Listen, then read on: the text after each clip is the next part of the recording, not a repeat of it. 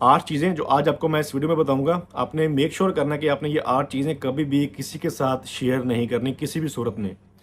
Number 1, आपका passport और आपकी वीज़ा डिटेल्स। आपका विजिट वीज़ा आया है, आपका एम्प्लॉयमेंट वीज़ा आपको मिला है, आपका स्टूडेंट वीज़ा है। आपने अपनी डिटेल्स को पब्लिक नहीं करना। होता क्या है कि हम में से बहुत सारे लोग इमोशंस में आके अपने जो डिटेल्स होती हैं, आपका वीज़ा होता है या पासपोर्ट होता है, उसको पब्लिक कर देते हैं, स्टेटस लगाते हैं इंस्टाग्राम के ऊपर या व्हाट्सएप के ऊपर। नो वन केयर्स, किसी को कोई परवाह नहीं है, आपसे कंसर्न नहीं है। तो इसलिए आपने कभी भी अपनी वीज़ा डिटेल्स और पासपोर्ट पब्लिक नहीं करना, किसी के साथ शेयर नहीं करना।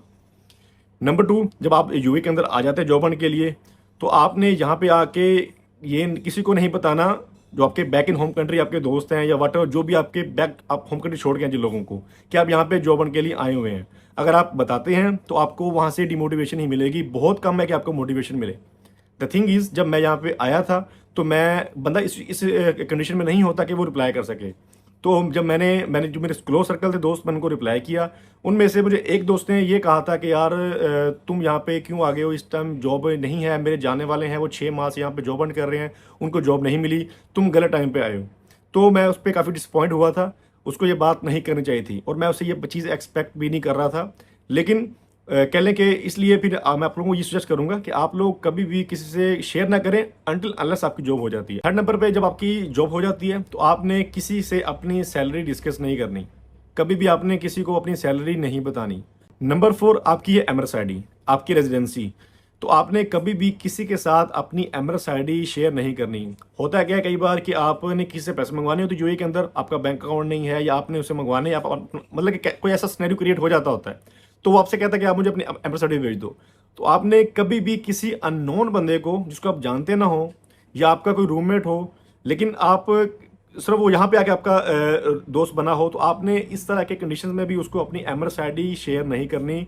ये आपको एक ट्रबल में डाल सकती है। नंबर 5, आपने अपनी पर्सनल प्रॉब्लम्स, हर बंदे की अपनी प्रॉब्लम होती हैं बैक इन होम कंट्री, यहाँ पे भी काफ़ी आपको प्रॉब्लम फेस करनी पड़ती हैं। तो आपने अपनी प्रॉब्लम्स हर बंदे के साथ, हर ऐरे गैरे के साथ शेयर नहीं करनी होती।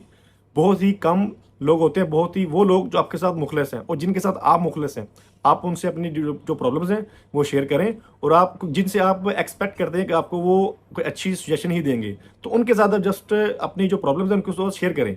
हर बंदे के साथ प्रॉब्लम ना शेयर की जाती हैं। अगर आप करेंगे, जाहिर बात है हर बंदा आपको दुख में देखना चाहता है, वो कोई बंदा नहीं चाहेगा कि आप खुश रहें।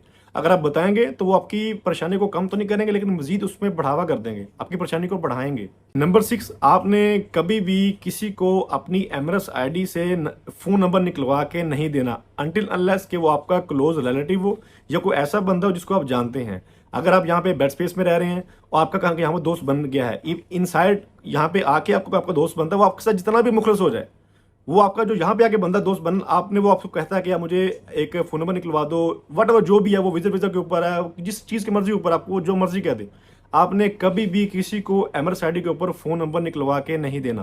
नंबर 7, कोई बंदा अगर आपके साथ अपनी प्रॉब्लम शेयर कर भी लेता है, तो आपने ये करना है कि आपने कभी भी उस बंदे की प्रॉब्लम्स को पब्लिक नहीं करना।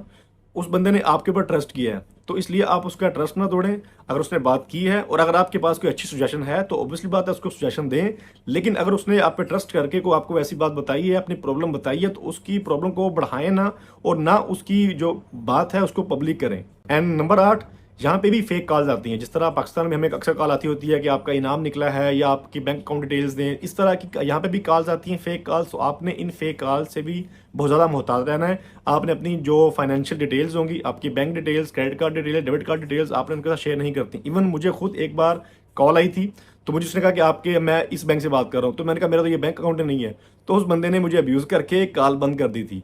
तो इसलिए आपने इस तरह की फेक कॉल से भी यहाँ पे बहुत ज़्यादा मुहतात रहना।